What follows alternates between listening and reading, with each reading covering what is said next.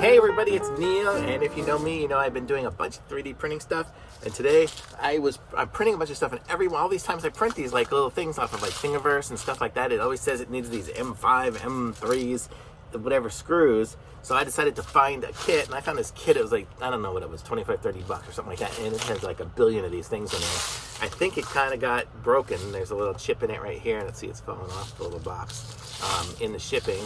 Hopefully I'll be able to open it here and things won't fall everywhere. But it comes with 1,200 different parts and pieces.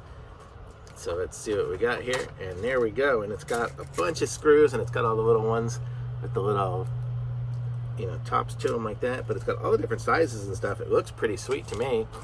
Can't hold it down too much because everything's gonna fall out. But it came with all the screws, and it also came with all a little set of the little wrenches for them, so that's kind of nice, so I can do all the different sizes.